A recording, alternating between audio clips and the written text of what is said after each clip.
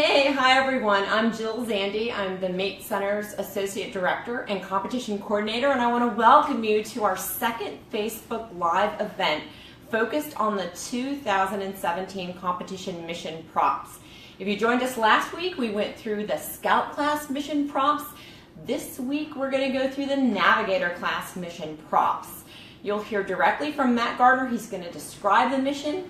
He's going to showcase the prompts, walk you through that, and most excitedly, what's most exciting about this is that you'll be able to ask questions and get answers directly, live, directly from Matt, directly from the source over here. So, and I just wanted to point out, if you happen to miss last week's Scout class Facebook Live event, you can still get to it. It's on our YouTube page, it's on our Vimeo page, it's on our Facebook page, and it's even, you can get links to it if you go to the Scout class competition page on the Mate website. We will definitely be doing our Ranger and Explorer class competition prompt reviews. We'll send out notices and emails about those. However, you can do one thing to make sure that you don't miss them. You can hit the subscribe button. If you're watching me now, you should see a subscribe button. Click on that, and that will give you notices of when we go live next time. So I just want to also point out that we are here in the C-Mates workshop. If you've ever ordered kits from us, this is where they've been assembled and put together and shipped out. The workshop looks a little tidy. It looks neat and tidy, I must confess. We cleaned up for this. We tidied it up. However, if I were to take you upstairs to the inventory room, you would see racks and racks of parts and pieces and all that we need to assemble the C-Mate ROV kits and get them out to you. So you'll also see here we've got a Matt, another Matt, one of our C-Mate students. We have Maria and Amanda working away, and behind the camera we have Newman. Hi, Newman. We're going to let them keep working. We're busy, busy, busy. I have lots of orders to get out to you. We want to make sure that we don't hold that up. And speaking of, if you plan to order a C-Mate kit and compete with it this year and you haven't placed an order, make sure to get that in quickly. We don't want to hold you up. So anyway, without further ado, I'm going to turn it over to Matt Gardner. Hi all, I'm Matt Gardner, the competition technical coordinator. So we have all the Navigator props out here, and if you have questions, I'm going to go through all of them. But if you have questions, write them in. Jill will wave her hand and we'll get that question answered for you. And I'm also going to answer some of them that we got on the FAQ boards in the past, and we'll deal with some of those. One of the things I do want to point out is that since we are in the workshop, we're in a really confined space. So if you look, everything's really kind of packed together, and when you're in the pool, it is going to be a little bit more spread out than this. This is not, how it's exactly going to be in the pool. We're just a little confined for space today.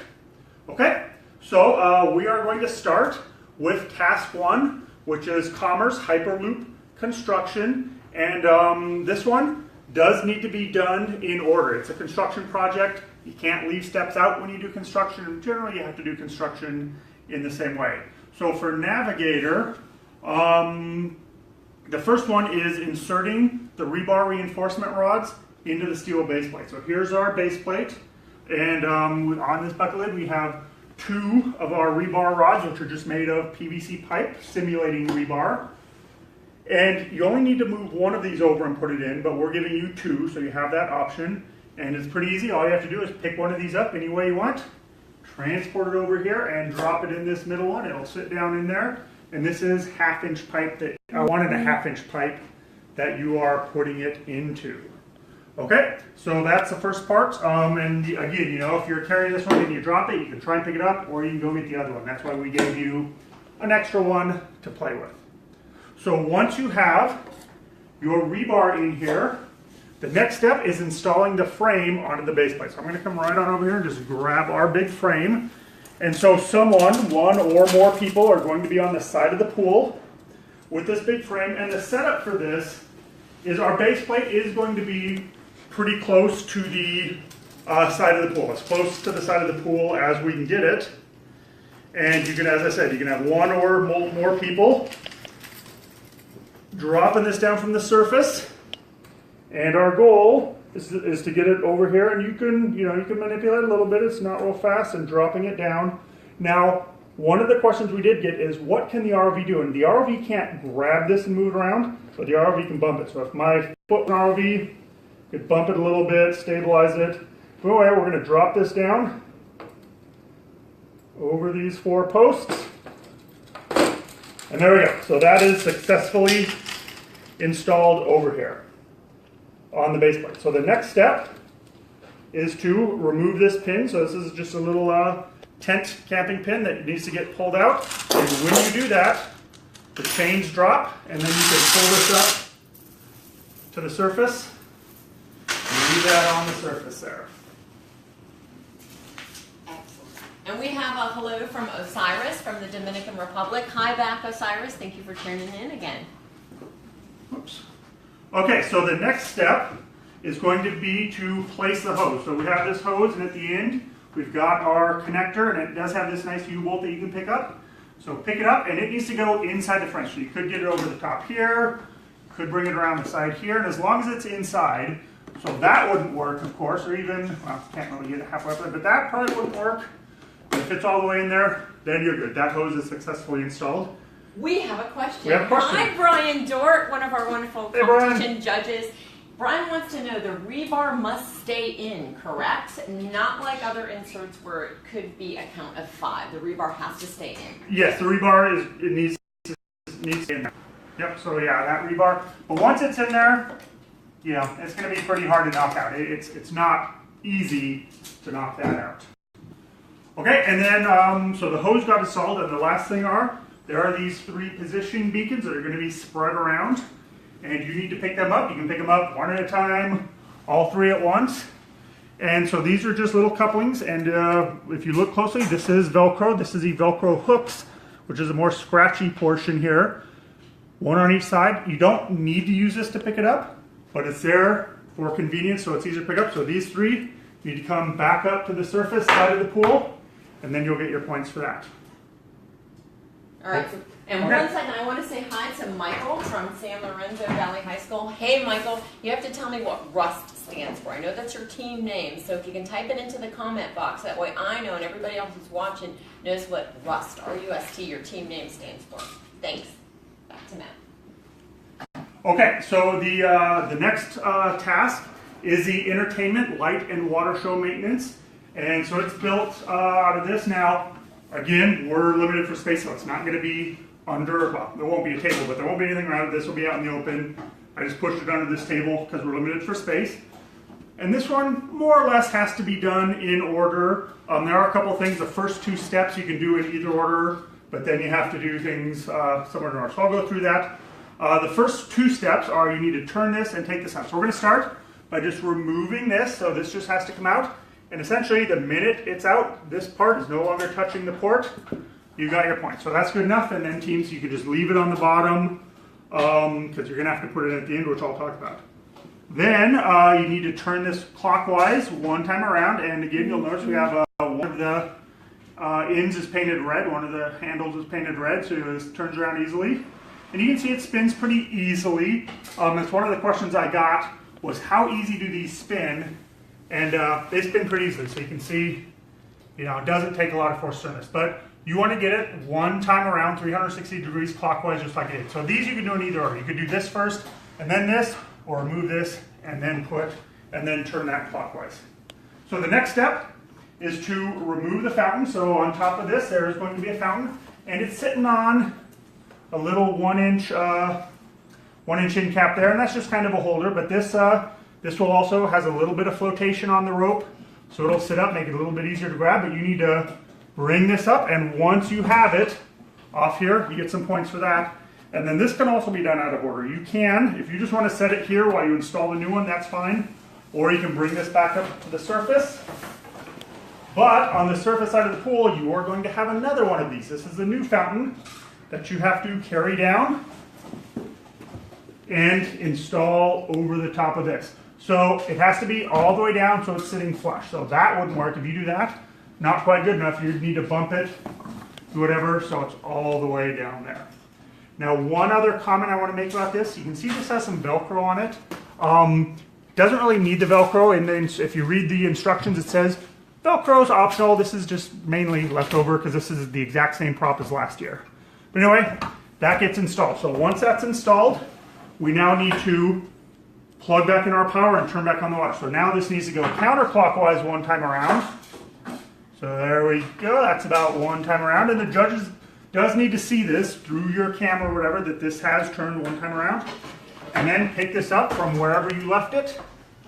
Put it back in here. And there you go. That task is complete once you've got, of course, you could save this to later if the old fountain's still down there. Bringing it back up to the end, that can be left to the end as well.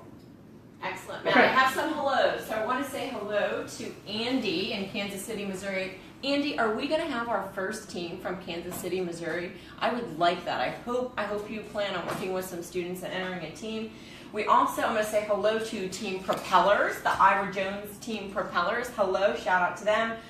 The Dominican Republic, Carlos, hello, thanks for tuning in again. And finally, let's see, who else said hi? Oh, Port Townsend, Washington, the 4-H STEM. Matt's hometown, Matt? Next door. I'm from Port Angeles, a couple miles down the road from us, but welcome. Yeah, and that 4-H STEM group is Team Sea Dragon. So we do have a question. So, Matt, is it possible to switch to landscape orientation? Oh, you mean with our video? We'll look into that, Ciaran, and we'll see what we can do with that. That's a question for Newman and Jill, not for me. Is that better? Are we still on? All right, let's give it a go. Thank you. Yep. If this is really bad, write it and we'll get it fixed. Okay, so that's it for task 2. For task 3. Nope. Does it work? Okay. Wrong way. No, sorry. Yeah. I think we're gonna have to do it how we had it. So task 3, health and environmental cleanup. So again, this is one you can kind of do in either order. You have to pick up some samples and you can do them in any order you want. But at the end, which I'll go over, once you place that cap, then you can't pick up any more samples. Now, if you have them on board and then you place the cap, you can still bring them up, but you can't grab them. So our samples are, we have our clam bed here. And I got a question on the FAQ board I'm going to talk about at the end. But you have our clam bed here, and you need to get 2 of these clams. And these clams are just little rings of either 1 1/4 inch teaser couplings or 1 1/2 inch pipe. They're about the same diameter, and either one will work, and they're about 2 to 3 centimeters long. So 2 of these samples. There are going to be at least 25 in here. I found that 28s are really good. This is 28, you can see piles up a little bit, so it's not real hard to get.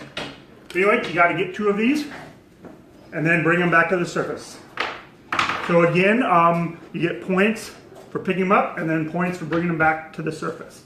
And the other sample you need to pick up is the sediment sample, which is this big end cap. And again, it has a rope and a little bit of float on the rope, just so this rope floats in the water and makes it easier to pick up. So again, pick this up, bring it back to the surface, and you'll get your points. And the last step is there's going to be this cap down on the bottom. It's made from a Sterilite 6-quart cap. And what I found is we actually added a little bit of weight, because if you don't have some weight on this, it's really light and can tend to float away. So just a little bit of weight. This is a bolt on here. But anyway, you got to pick this up and put it over the top. And actually, any way it goes over the top works. So any part of the lid over any part of the rectangle, and it'll be good. So, that would be ideal, but even that will work. And the question I got on the FAQ boards is, when you're picking these up, if some of these get pushed around, which will likely happen, you can still cap it. So it doesn't matter where the clams have been rolled around to. The rectangle here is what you want to cap. So that would be fine even if you have clams distributed around the pool. All right, a couple other hellos, if I can break in for a second. Hi, Richard in Houston. How's it going? I hope you're going to volunteer at the Texas Regional again this year. I won't make it down, Matt, and I won't make it down for the competition, but we hope that you're there supporting the teams. And I also want to say hello to the Azalea Gardens Middle School. Thanks for tuning in. Azalea Gardens, I'm wondering where you're located. I used to live in Mobile, Alabama, and I'm wondering if you're there because they do have an Azalea Festival. So I'm wondering if you're there. Let us know on Facebook. Let us know where you are. Okay, back to Matt. Okay, so the last task. Task 4 is safety risk mitigation. We have these simulated containers down here. So a container here and a container here, and I'll talk some about this hookup later. But the first thing you need to do is to locate the cargo container. So through Navigator teams, through your camera, you're going to have to show these judges the 2 different containers. Now, I'll admit this is a pretty easy task if your camera's working. So essentially you need to show them one or the other. They can be in view at the same time, or you can show them this one, and you'll notice that they're going to be marked with tape. So this one over here has 1 stripe of black tape on it. This one over here has 2 stripes, and that's just to differentiate them well. So if you're getting close and you show a picture of this one, the judge will note, hey, that one has 1 stripe on it. Now you need to show me the one that has 2 stripes on it. Okay, and so that's you get points for seeing these in the water. So the next part is inserting the sensor into the port on the side of each container to activate the RFID. So the sensor this is a magnet.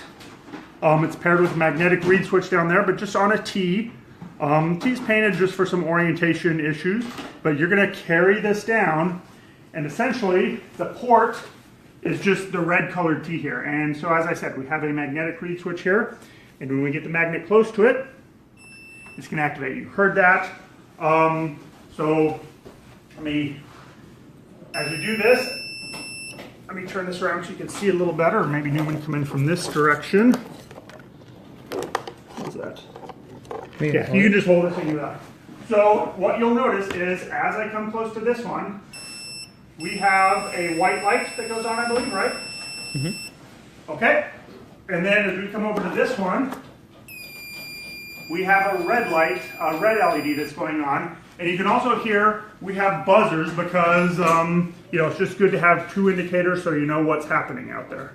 Okay? Now, so we tested these, and one of them was white, and one of them was red. So on your table, you're going to have a Navigator Container Manifest Handbook, and we're going to publish a sample one of these out on the website. I don't believe it's out there yet.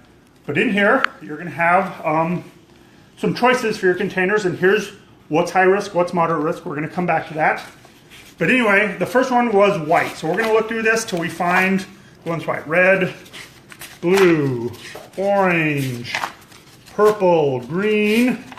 Here's white. So white, you need to know the container ID, so it's RL232982, but what you're really going to have to do is say, hey, judge, this is a container. Its contents are rubber ducks. And the hazard is none. Rubber ducks aren't really hazardous other than being some pollution that might be lost out in the ocean, but there's no hazard there. So that would get you points. You've now identified this container using the RFID information. So the other one was red. So we're going to go back through here. And red was the first page. So this container, you have the container ID number here. Its contents are sodium hydroxide, which is lye, and it's a hazard class 8. So as we go back to the front, we can look 1, 6, 7, 8. It's a corrosive substance, and that is a high risk substance. So we know that the one that's shown red was high risk. And then what teams are going to have to do is they're going to have to attach a marker buoy to that one. And honestly, since I've been up here talking, I forgot which was red and which was right. So I'm going to have to go test them again. And this one, that one was white. This one was red. So this one with the 2 marks, this is your highest risk container. And so you're going to have to attach a buoy to this. Now, it's up to you, the teams, to build your own marker buoy. So I actually don't have one here since Mate's not going to supply those to you. But what you're going to need to do is you have this U-bolt. You need to hook onto this U-bolt with your buoy marker, and then it's going to need a float buoy at the surface. So you're going to need a hook to hook onto this, some rope, wire, whatever that's going to reach the surface, and then a red or orange float buoy, whatever, that's going to be on the surface. Okay, and that is the end of task 4. I don't have any questions. Okay, no questions. I must be doing such a great job. It's pretty cool. I will tell you. Okay, challenge to you Navigator teams. Last week when we were talking to scout teams, they were really chatty. They were sending us lots of questions, lots of comments. So a challenge to you Navigator teams. Let's hear from you. Put some comments. I do have a couple other things, just some general comments that have come up, that questions I've been asked in general at all class. But one of them, I talked about this last week, is about collection baskets. And yes, teams can build a collection basket. So instead of, all this stuff that you brought up to the surface, instead of running down, picking it up, bring it back surface. Don't want to get it the next one, bring it back surface. You could build a collection basket that you put this into. So I don't have a basket, but you can put this all in a basket and then pull it up by hand. But there are two things about that. Great. And I will say one of the questions on the FAQ board, which I actually haven't answered yet, I just saw it this morning, was that this actually goes for any class. Any class can build and use a collection basket. But there's two things about a collection basket. Number one, it counts as debris. So if, when your mission time is up, that basket is still in the water, there is a penalty, a 5-point penalty for that. So you want to, in those last couple seconds, pull it up and get it out of the water. But also, since we do size and weight for Ranger and Explorer, that collection basket does have to go through size and weight. So it actually counts as part of your size and weight. All right, question. Thank you, Sunny. So Sunny writes in, she says for task 4, can you explain the marker they need a little bit better? Thank you. There, let me get it in. So you need a marker buoy, and again, you can build it yourself. So there's essentially two things that marker buoy needs to do. Is number one, you need to have a float on the surface that's either red, orange in color. So it could be some simple foam flotation. It could be an actual buoy, anything that's essentially red or orange and is going to be floating on the surface. And that needs to be attached somehow to the most hazardous buoy, which this is the one we identified as the most hazardous substance in this container. So, I'm just going to throw out a way to do it. You can, not the only way, you can figure out others, but you have a buoy with a rope, and that rope has a little hook on it at the bottom, so you can hook it through here, and then that rope will go up to the surface, and so essentially you just need a float on the surface attached to this U-bolt, and really how you do it is up to you. Cool, excellent. So I have another question from Gabriella. Gabriella asks if a recording of this live broadcast will be available after today. Yes, it will. So this video will live on our Facebook page. It will then be posted to our YouTube and our Vimeo pages, and I'll add links to both our YouTube and our Vimeo pages to the Navigator class competition page. Ooh, tongue twisters. So you will totally be able to watch this after today. We'll definitely archive it and make sure that it's available. So great question, Gabriella. Thanks. So one of the other questions that was asked is, or that always comes up, is talking about dropping and throwing stuff in the pool. So some of this stuff, I think mostly this year it's the fountain, but there's some other things for other classes that are on the surface that you have to carry down. You can drop these in the pool, but the rule is you have to drop them right down at the side of the pool. So let's say this is a new fountain, and it needs to go on that way out there. If you want to try and pick it up from the bottom, you could drop it right here, but what you can't do is this. You can't go, that'd be really hard, but you can't toss it out here hoping it'll fall down on here. And so anything that you decide you just want to drop in the pool and retrieve from the bottom, you have to drop right at the edge of the pool. Okay, and the last thing, last thing I think I have, other than saying goodbye, yep, I got that one.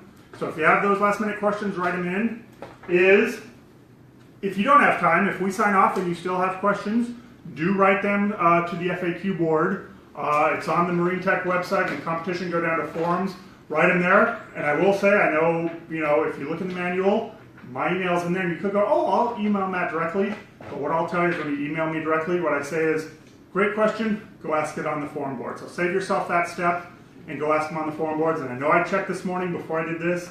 There are a couple of questions. I'm getting to them this afternoon, hopefully. And I know there's one I still have to get from a week ago about some measurements, and that will hopefully be going out this afternoon as well. So if there are any more questions. So, no, I just want to say Gabriella says hello again from Port Townsend 4H STEM. So hello again to the Sea Dragons. A couple of things, like Matt said, post your questions to the forum board. He will definitely get to them. We're going to be doing more Facebook Live events. We still have to cover Ranger and Explorer. You're not going to want to miss them. We'll send out announcements, but remember, if you hit subscribe, you'll be notified when we go live again, so you'll be sure not to miss them. Another reminder, if you plan to place an order for a CMate ROV kit and you would like to assemble that kit and get it ready and learn all the components and understand how you put it together in time for this year's competitions, you better get your order in. So I'm encouraging you to place your order and make sure to keep all the students in this workshop busy. So I think that's it for me. I'm looking. All right, so I am just going to say thank you. I'm going to grab this from Newman, because I'm going to film Newman. Thank you, Newman. You were drafted into service again. Video, thanks. We appreciate it.